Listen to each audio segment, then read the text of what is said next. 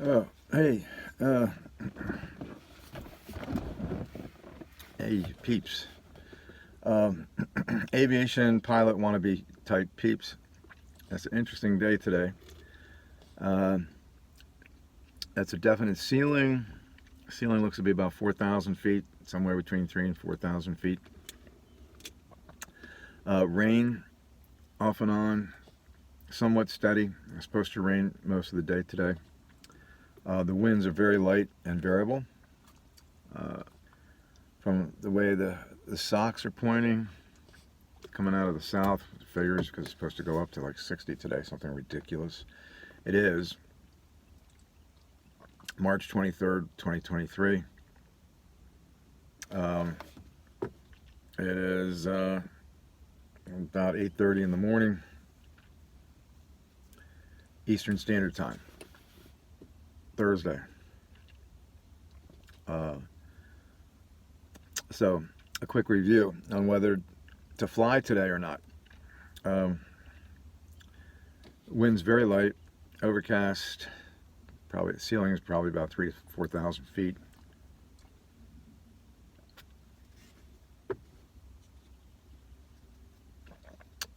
Very light sprinkle rain. It's steady though. Visibility, I would say, be about good. It's good visibility underneath the ceiling. It's like at least 5 miles. At least 5 miles, and that's good. And it's raining. So is this a good day for flying? VFR or IFR? Well, IFR, it's fine because you just put in a flight plan. You pop up above the ceiling here, and it's probably nice. You know how you know that as a pilot? Because there's no convective activity. If there's convective activity of any kind in the area, if there's icing of any kind in the area, then it requires an extra vigilant review of conditions, an extra thorough review of conditions. If there is convective activity, you really don't want to go up in a light airplane. And that means that there's probably a fast-moving front coming through, which you should be aware of if that's happening. A pilot is a meteorologist first. You got to know what you're getting into regarding the weather. So without convective activity, and you can see the clouds, and they're not moving with any pace or speed. That means that the weather conditions are somewhat stable. We're hitting the dew point, obviously, because there's rain, precipitation, but as long as there's no convective activity or there's not a forecast of a fast-moving front coming through the area, yeah, you're okay to fly. If you're VFR, you can't get within 500 feet of that ceiling, so you better know where that ceiling is at all times. If you get up in the air and you're flying VFR underneath the ceiling, every 15 to 20 minutes or so you should be checking weather updates for where you are, and if there's anything at all that indicates a quick moving front coming through, if this weather pattern changes to one that includes convective activity, well, you want to think about getting it on the ground. Get it on the ground, period. Just get it on the ground.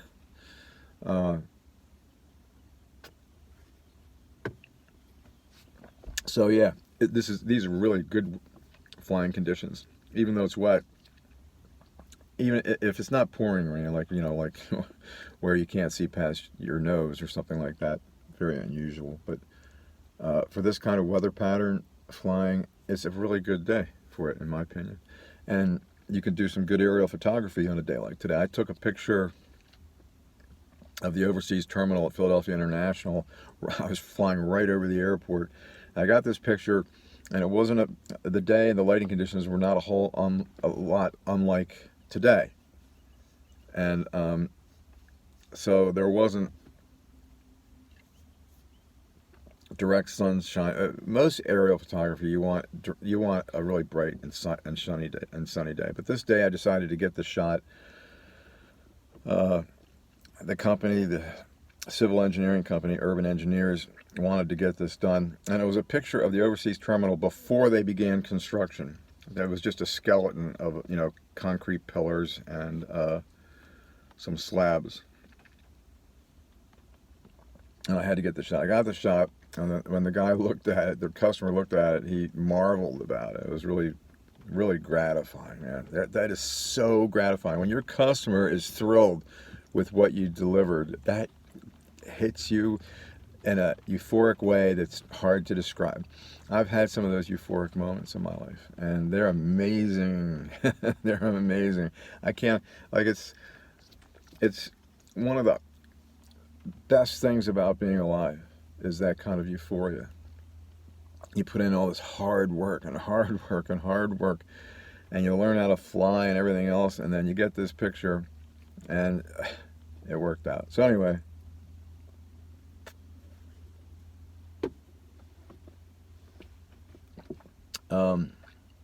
yeah, very gratifying in a professional sense. The professional part of my life has been a whole lot better and more successful than my personal life, that's for sure. And that sucks, really, but that's just the way things are. My professional life has been the major catalyst and architect of my identity. There's no question about that. That's really kind of like what enables you to survive is your professional identity. It's really important. It's really, really important. For a person like me, man, if you're the kind of person that all you want to do is mix it up and hang out at the bars and yuck it up, you know, happy days, good for you. I mean, if you can manage it, I mean, you're going to be mooching off of somebody, no doubt about that. Like, one thing I can say I've never been is a mooch. I've known a few. I had one as a quote unquote partner for over 20 years and total mooch. And I can't go there. I can't go there. Everything turns sour and negative, so I'm not going there. Anyway, I don't know if you can hear it, but there's more rain coming down. Would this affect takeoff or landing? Not really. As long as you're not close to icing conditions. You don't even want to be close. Like if it's 35 degrees Fahrenheit, there's been reports of icing, get it on the ground. Just get it on the ground.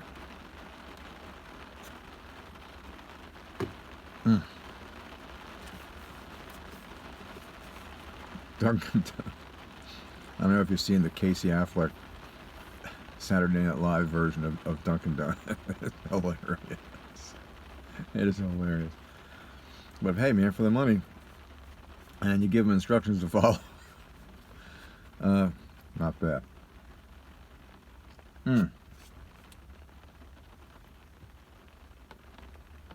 I wanted to briefly talk about Jerome Powell raising the interest rates by 0.25%, and I'm pointing out again that this is ridiculous what we're going through with these, what do you call them, hegemony oligarchs. I don't know, it's like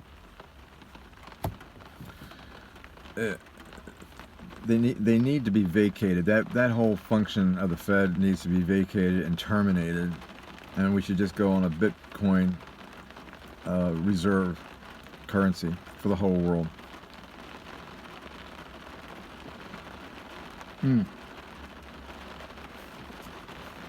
Imagine what that would do. The whole idea of interest rates, there won't be any. Or you could set them for yourself, you know, like if you wanted to loan somebody 5 Bitcoin, here you go. The interest is 1 Bitcoin, payable, the entire principal and interest paid back to me in a year or 2 years, something like that. And you could still do that. Institutions could loan you a Bitcoin or 2, depending on how much they're worth. You can do everything we're doing now, only without the intervention, and I'm not calling out Jerome Powell, but they can't fix this. The government is $31 trillion in debt. They cannot fix this situation. It's unfixable, and it's just going to roller coaster. It's going to roll like a snowball going downhill, getting bigger and bigger, into more inflation and the debasement of the currency. The currency has been debased. I think you can buy for $1 now whatever you would have paid a penny for 50 years ago. I mean, it's 100x debasement in the value of the currency. You can't get anything for $1 now. At the dollar store, they're charging $1.25. It's unfixable, and somebody's got to have the balls, the cojones, to step up and say, we've got to change into another system. Drop the dollar. Drop the Fed. Get the Fed out of our lives. Take that power away from the politicians. The money power. You got to take. I mean, they're spending like every day is Christmas morning for them. They just go out and just. I mean, our military. What in the hell do we need all this money going into the military for? Because of the war in Ukraine? Okay, well, you know, it's a bad war. What are we going to do? Go in there and fight the Russians? Okay, we're giving away now our weaponry to the Ukrainians. Okay, I'm all for that. I mean, Russia sucks. Putin is nothing but a dictator. That's all he is. Don't give me the chairman of the republic or any of that bullshit. He's a dictator. He's been in power for what, 25 years or something? Bullshit like that. Term limits, folks. That politicians can get elected and go to office, but then they got to get the F out. They got to get out. Instead of letting our country roller coaster and just roll into this horrible currency financial situation, there's no way out. The only way is gold, silver, and Bitcoin. But gold and silver can be manipulated too. Bitcoin cannot be manipulated, and they don't like that. They want to be able to. Hey, how much money do you have? Oh, well, now you don't have as much. That's what politicians do. How much money do you have? We're taking half of it. The tax man's coming over to visit you right now. Knock, knock, knock. Pay up. Oh, jeez. There's got to be a better way, and there is. I'm not predicting future nirvana or Garden of Eden existence or anything like that, but it's so obvious that they're not going to be able to fix this. They can't fix it. When you go that far into debt, you're done. Okay? And within context, okay, for me, $46,000 in credit card debt was about the same as the government having $31 trillion in debt. But they could cut corners. They could get the spending under control and not cut back on Social Security. Don't you mother effers touch Social Security or Medicare, because I've worked my whole life and I've paid those taxes and I paid into Social Security my whole working life since I was 14 years old. And now you're going to tell me you're going to take it away? You better not. Okay? You better not. That's a bad move. That's a really bad move. You can cut back. Why don't you take a pay cut? Like every single politician in Washington, D.C. is a millionaire. Something's wrong with that. Something is wrong. Okay? Why don't you take a pay cut? Why don't you work for nothing? How many people would work for nothing if they get elected and go to D.C.? Here's the answer. 100% would work for nothing, because they're getting so much on the side with all their clout and their political, their influence. Take that money influence away, though. And boy, wouldn't that be something to watch? They might even start thinking about taking the interests of their constituents into consideration first, instead of just being reelected all the time. That's my rant. Anyway, here is the weather. And I'm saying this is good flying. This is good flying weather. It's really great flying weather. It's like in the high 40s, meaning that the air is cool and your airplane will be responsive. In the cold temperatures, airplanes, as far as aerodynamics and everything, they're more responsive, and even below freezing. Ice is a problem, and don't ever forget that. Don't ever forget that. And lack of vigilance. Taxiing onto an active runway without permission at a controlled airport, that'll get you grounded for a while if there's an incident or a close call. Anyway, just trying to give you some pointers if you're looking to get your pilot's license. It's never wrong. If you're a pilot, it's never wrong to be extra and overcautious, ever.